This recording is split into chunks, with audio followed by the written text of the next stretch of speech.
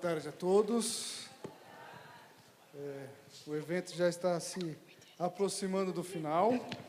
Podem ficar tranquilos. Eu espero que você esteja aproveitando todas as palestras que estão sendo realizadas aqui. O conteúdo está sendo excelente, viu? Parabéns a todos os palestrantes. Você aí de casa também, espero que esteja curtindo bastante esse grande evento. Vamos ter aqui uma roda de conversa bem legal. Queria chamar para subir aqui e compor essa nossa conversa agora o Dr. Gabriel Miranda, da Associação Sul do Pará, advogado. Gostaria de chamar também o Dr. Marcelo, coordenador do curso de Direito aqui da FAAMA. O pastor Dr. Carlos Flávio também, por favor.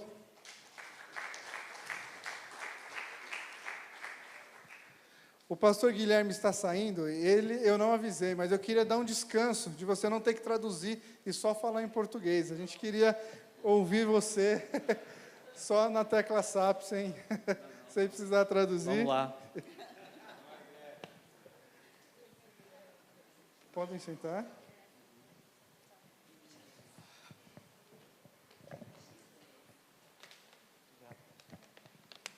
Dá um descanso, eu não sei se você contou quantas palavras você já falou nesses dias, mas é meio impossível, né? Mas o tema do nosso o tema do nosso congresso, né, é Estado e religião.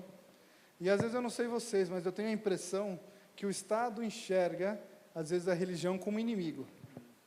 E quando na verdade nós devíamos ter uma parceria, um trato de parceiros, não como inimigos.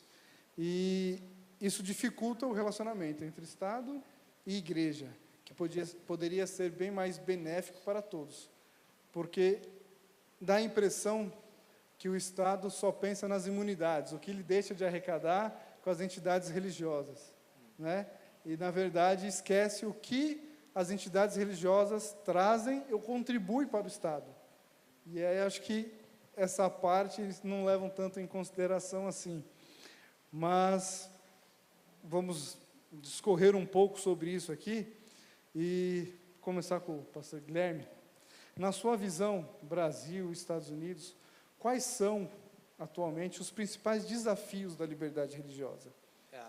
Pois bem, né, eu acho que o pastor Nick Miller, ele falou muito bem, ele deu um ponto de partida muito importante para nós pensarmos nessas questões dos desafios, que é uma questão teológica e filosófica, né? Como nós entendemos esse conceito de laicidade, como nós entendemos esse conceito de separação de igreja e Estado, e muitas dessas perguntas giram em torno de qual é a competência do Estado, qual é a competência da religião. Eu acho que o que nós vemos é tanto não somente uma questão política, mas uma questão também cultural, que é uma questão da imposição, né, dessas pautas secularistas liberais, seja por meio da imprensa, da educação, do entretenimento, e uma reação, né, conforme ele mostrou, digamos assim, de uma direita cristã reacionária que não só quer rejeitar isso, mas quer voltar a um modelo político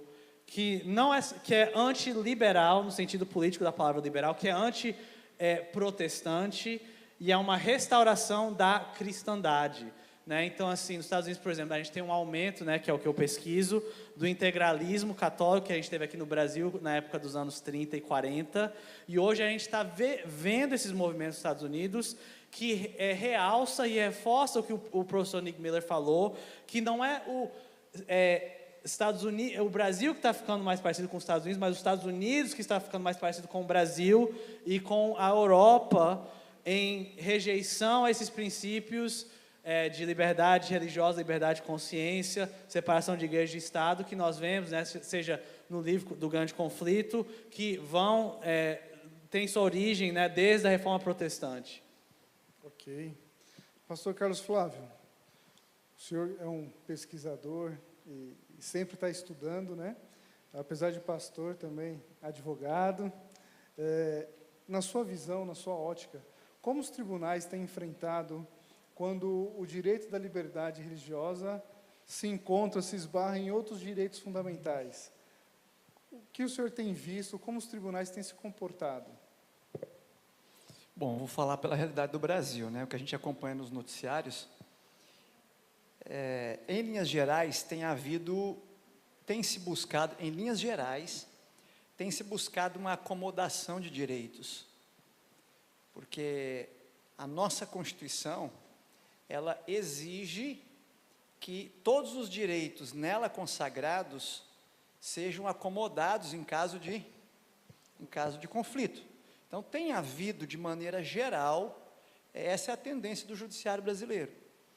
O que assusta, no entanto, é que, na medida em que o sistema judiciário, ele se deixa, vamos dizer assim, se deixa politizar além dos limites constitucionais, esses direitos, esse potencial de acomodação de conflitos de direitos, ele acaba ficando comprometido.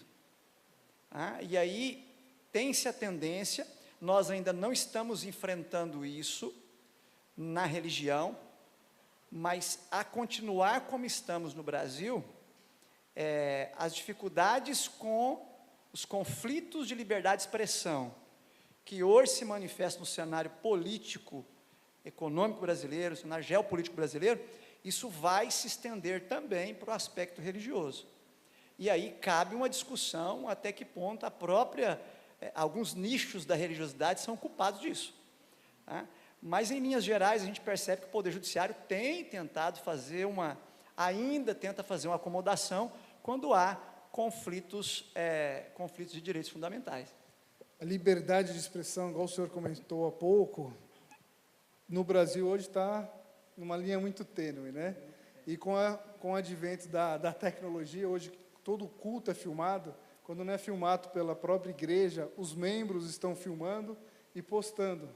E algumas palavras dos sacerdotes, dos pastores, de padres, têm caído em rede social. E aí cria-se toda uma celeuma. Será que o pastor podia falar isso no púlpito? Será que o pastor foi desrespeitoso? E algumas dessas demandas têm chegado até o Poder Judiciário, né? Basta você se perguntar, em uma decisão uma decisão mais recente, se proíbe que em escola pública se tenha a Bíblia como livro obrigatório de se ter no acervo. Ora, um país que é claramente não ateu, constitucionalmente não ateu, ou seja, laico, mas não ateu. Um país onde se consagra a liberdade de expressão religiosa. O livro mais lido do mundo, o livro mais lido da América do Sul, o livro mais lido do Brasil. Você não pode colocar esse livro obrigatoriamente nas nossas bibliotecas? Será que nós teríamos esse tipo de reação a um livro, por exemplo, a um livro de algum filósofo famoso? Então, cabe aí essa reflexão. E só para acrescentar, né, professor?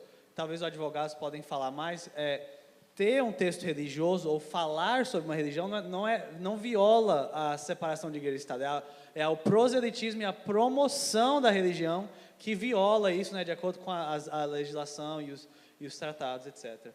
Doutor Marcelo, no âmbito escolar, aqui na faculdade, no ensino fundamental, como fica o ensino religioso nas escolas? Eu posso ter algum aluno, eu não quero frequentar as aulas de religião, mesmo matriculado na escola adventista, eu não gosto que na faculdade tenha culto, eu sou de outra denominação, eu não quero. Como é que fica o direito da escola confessional? E aí? Eu vou puxar a fala do Guilherme ali, que ele começou nessa fala final dele, sobre a importância do respeito que nós gostaríamos que tenham conosco, que nós devemos ter também com esse aluno, com esse professor, que não é da mesma religião minha. Entretanto, a mesma Constituição, que, como o professor Carlos falou, exige a ponderação de direitos aparentemente conflitantes, ele permite que nós tenhamos uma instituição confessional. Então, que cuidados que a gente deve ter? Primeiro, é apresentar a FAAMA como outras instituições confessionais, como tal, desde o início do processo seletivo. Então, o aluno que vem para a FAAMA, ele precisa saber que essa é uma instituição confessional pertencente à Igreja Adventista do Sétimo Dia. E isso nós fazemos de uma forma plena, inclusive no nome da própria faculdade, né? Faculdade Adventista da Amazônia. Então, fica bem claro para o nosso candidato, veja, que não estou falando de aluno. E não entra alienado, né? Exatamente, que essa é uma instituição confessional, obviamente, além de todos os nossos documentos, os nossos contratos, os nossos planos de ensino, projetos pedagógicos de curso que apresentam a questão da confessionalidade. Aliás, tem colegas que defendem que nós devemos esconder a nossa confessionalidade. Veja que o governo, especialmente o Ministério da Educação, permite formalmente que haja instituições confessionais. Então, a FAAMA, por exemplo, tem no seu documento principal, norteador, digamos assim, tecnicamente se chama Plano de Desenvolvimento Institucional, os seus valores, e ali apresenta que é uma instituição confessional.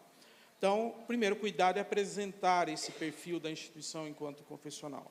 Agora, apesar de nós podermos ser uma instituição confessional, termos componentes curriculares que apresentam esses valores, nós devemos respeitar o nosso aluno que, eventualmente, não deseja se alinhar e praticar esses valores. Uma coisa é ele participar do componente curricular, ser avaliado, né, ser aprovado ou reprovado, dependendo do seu desempenho no componente curricular. Outra coisa é nós esperarmos que o nosso aluno necessariamente se torne adventista. São coisas diferentes. Então, ele tem que ter a liberdade de, a partir do momento que lhe são apresentados esses valores, tomar a sua decisão. Nós tivemos uma palestra ontem aqui, e durante o dia todo, hoje, falamos sobre o livre-arbítrio que Deus dá para a gente, inclusive com a possibilidade do pecado, o que de fato ocorreu. Então, quem somos nós para limitarmos esse livre-arbítrio daquele que está nos nossos bancos escolares? Quando a gente fala de liberdade religiosa, é se despir de todo o preconceito, né? Você não pode ter nenhum tipo de preconceito. E, às vezes, a gente enxerga liberdade religiosa só a questão do sábado. A gente esquece as outras partes, outros detalhes, outras religiões com direito ao culto, né? A gente só pensa no sábado. Doutor Gabriel, foi apresentada aqui pelo pastor Luiz Mário a lei aprovada para os estudantes, lá, tinha até uma foto no Senado. Legal, nós temos uma lei, mas eu gostaria que você detalhasse, para o estudante fazer jus à lei, para poder exercer o que a lei lhe garante, quais são os passos, assim, como você orientaria aquele estudante que está tendo um problema na faculdade, o que ele precisa fazer para poder efetivamente aplicar a legislação? Direito, né? Isso. Perfeito. Bom, primeira coisa, o doutor explicou exatamente a questão da boa-fé, da atividade, da iniciativa. Então, a primeira coisa é que você não pode ser aquele estudante espião, adventista espião. Você vai ter que declarar o seu posicionamento ético.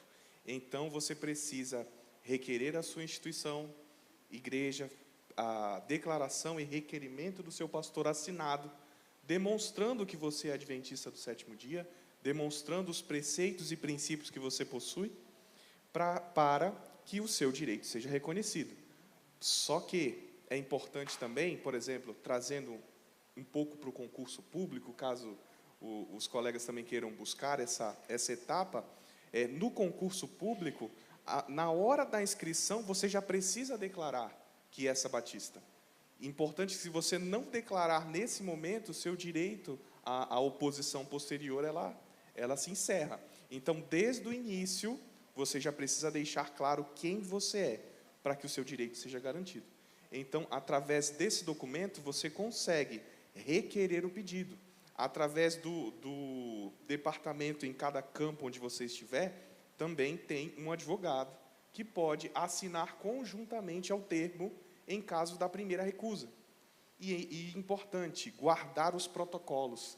Você precisa deixar guardado toda a documentação, porque isso vai ser juntado em futuro possível processo. E aí, com esses documentos, você consegue constituir o seu direito. Nós já tivemos, pegando o gancho do que o doutor Marcelo falou, algumas ações, inclusive uma trabalhista, e isso é um fato até curioso, E na audiência trabalhista, a professora ali reclamou para o juiz, falou assim, ó, você acredita, excelência, que nessa escola nem ensinar sobre evolucionismo eu podia, eu era proibida. A juíza estava de cabeça baixa, assim, levantou a cabeça e falou assim, você dá aula onde? Ela, no colégio adventista. Eles acreditam em quê? No criacionismo. Então, se você quer ensinar evolucionismo, vai para outro colégio. Sai de lá, por que você está reclamando? Então, simples assim. Então, ela foi querer, né, falar algo em audiência e é verdade, é isso. Nós tivemos um caso interessante que o doutor Gabriel também atuou, junto com outro colega da nossa equipe, que é um caso de concurso público. Policiais que passaram em concurso e não conseguiram se efetivar no serviço, né, doutor Gabriel? Conta rapidamente aí para a gente como foi essa experiência de atuar nesses casos. Vamos lá. Esse caso, especificamente, resumindo, ele aconteceu em Rondon do Pará. Houve o concurso para a Polícia Militar. O candidato, e é importante essa parte, ele teve o seu direito à liberdade religiosa concedido durante todas as fases do certame. Qual foi o problema? No momento em que ele estava na capacitação, que é a formação deles, ele não pôde, ele teve uma das suas aulas suspensa justamente porque era uma única aula no sábado.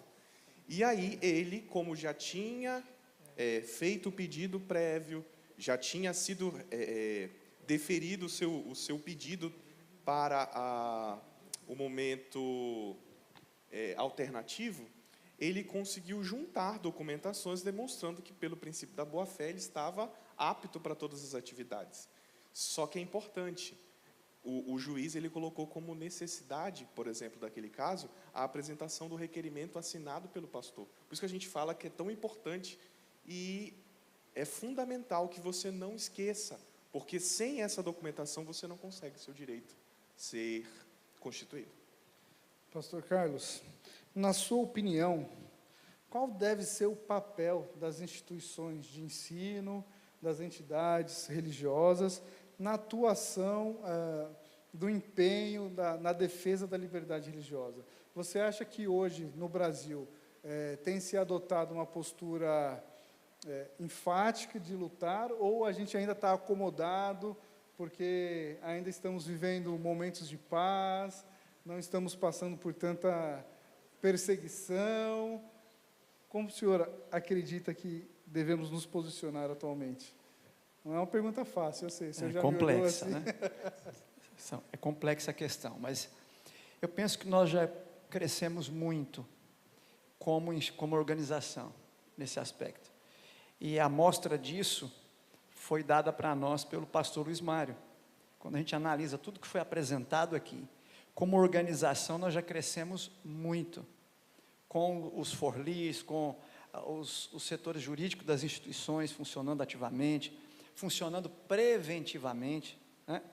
Nós saímos daquela demanda de incidental para fazer um trabalho preventivo, trabalho de acompanhamento.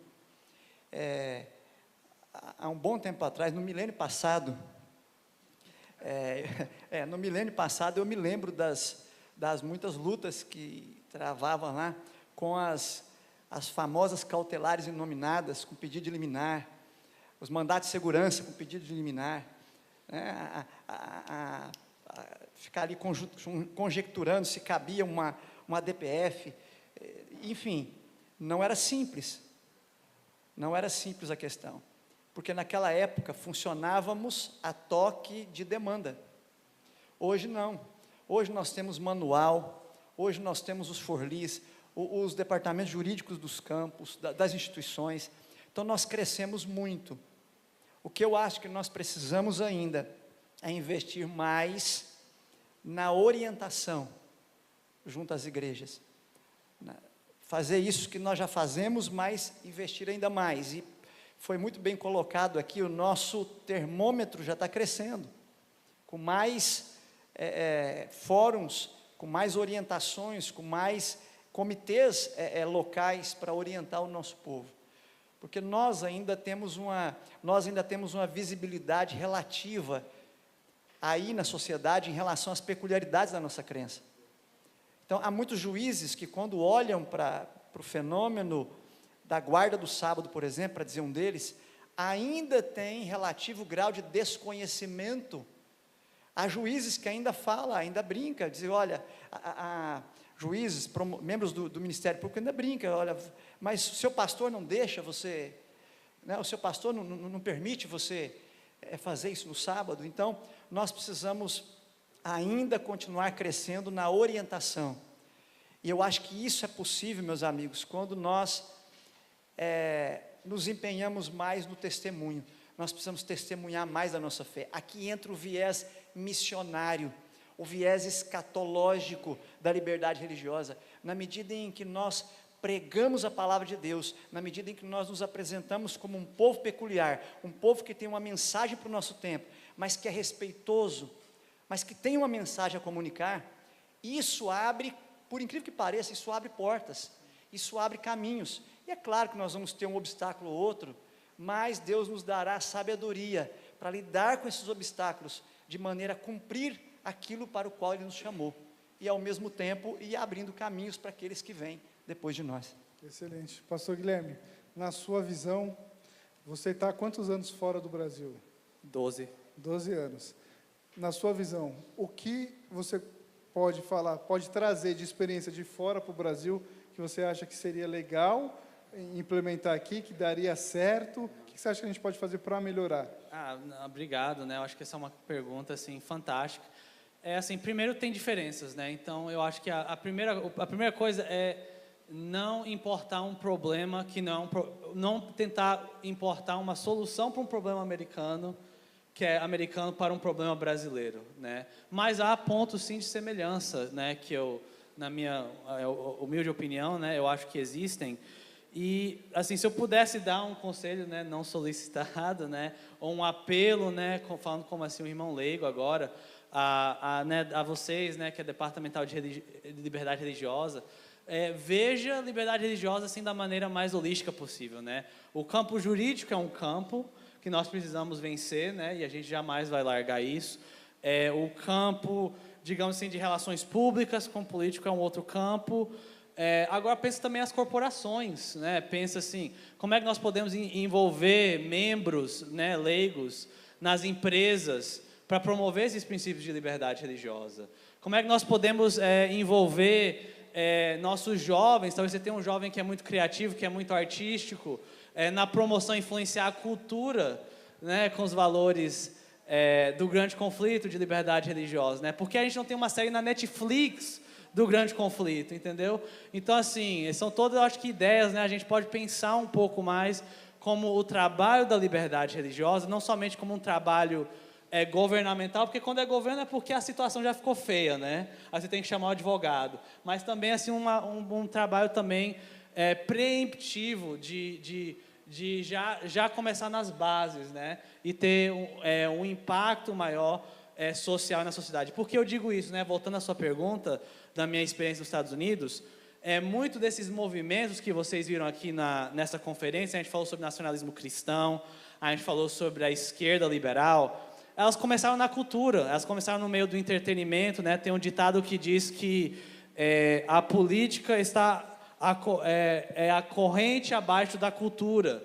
Então, a gente também precisa, né, envolver a nossa juventude, envolver os nossos jovens talentos em posições de influência, né? Ellen White fala que nós temos que ter, né, homens de confiança que são capacitados não somente na obra que nós temos, que é importante, mas também em todos os setores da sociedade. Então, assim, é uma obra coletiva que envolve tanto, né, você que é um funcionário da Igreja Adventista dentro da instituição e também um membro que talvez não esteja dentro da instituição, mas está no espaço público onde é a linha de frente, onde essa guerra está sendo travada.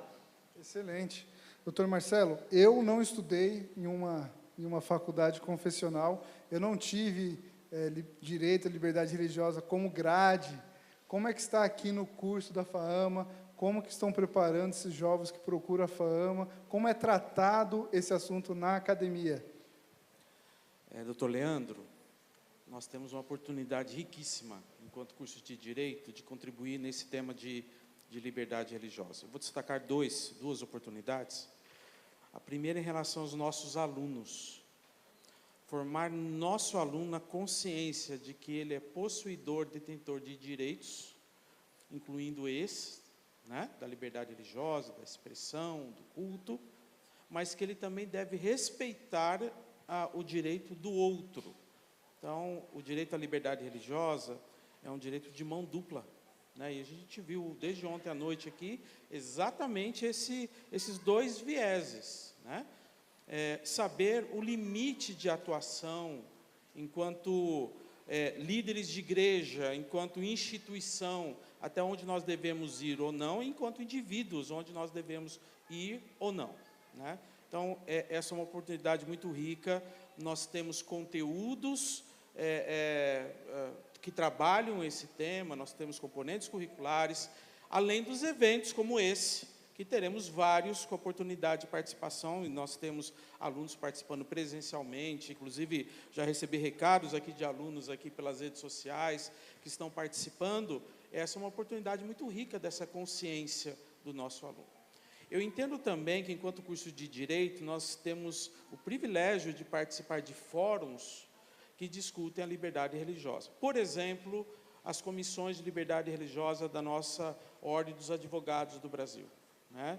Então, eu acho que é uma oportunidade muito importante de nós continuarmos a levar essa bandeira, né, do que a nossa denominação pensa, quais são os nossos argumentos, qual a nossa realidade, quais são os nossos desafios para serem discutidos nesses âmbitos que, em princípio, são seculares, mas que também discutem a liberdade religiosa. Então, só para citar dois exemplos de atuação, e nós temos nos aproximado dessas duas frentes, de tal forma que o aluno da FAAMA, ele saia com essa consciência, saia com essa formação, saia com essa responsabilidade de praticar e respeitar o direito à liberdade religiosa. Se você que está escutando isso e tem um sonho de atuar na área jurídica da igreja, saiba que o primeiro lugar que nós recrutamos é nas nossas faculdades.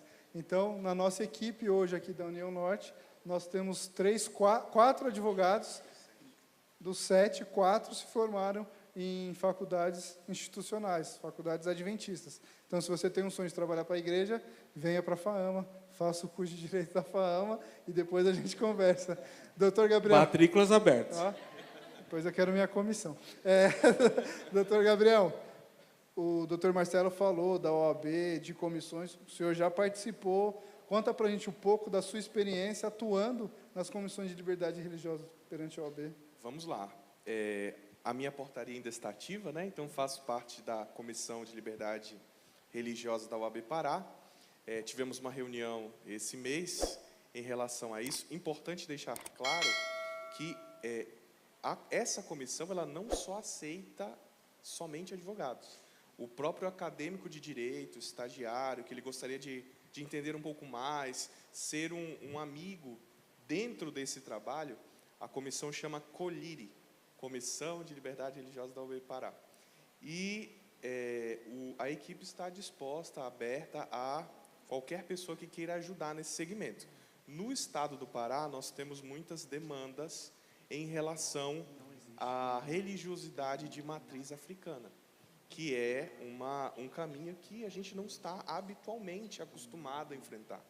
Mas esse grupo ele tem sido um grupo muito prestativo, nós temos conversas e verificações sobre temas muito importantes, tanto alguns deles que nós estamos vendo, por exemplo, no Supremo Tribunal Federal, quando nós falamos, por exemplo, sobre sacrifícios de animais, quando nós falamos sobre a possibilidade do Estado tentar mexer na liturgia das religiões, porque assim, alguns de nós podemos ver isso como algo muito distante de nós, mas quando há essa permissão do Estado simplesmente poder atuar modificando liturgia, qual a possibilidade de perdermos a oportunidade de louvar o nosso Deus no dia de sábado?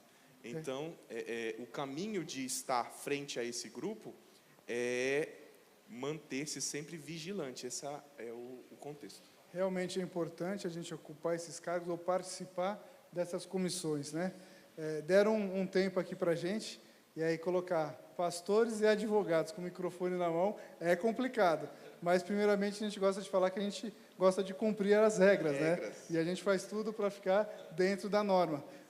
Pastor Heron, Pastor Luiz Mário, quero deixar aqui o nosso compromisso como Departamento Jurídico da União. Nós estamos lado a lado com os departamentais de liberdade religiosa, dando todo o suporte que for preciso. Todos os advogados dos campos estão habilitados nesse tema, e é um tema que também gostamos muito. Estamos aqui sempre que precisarem, né? Já conversei bastante com o Heron. O Heron é um cara que tem muitas ideias, então é até difícil acompanhar ele, mas, Heron, toda a equipe jurídica da União está à disposição para a gente tratar desse tema, tá bom? Queria agradecer a presença de vocês aqui, acho que foi legal essa conversa. Se a gente fosse prolongar, tem muito assunto, né?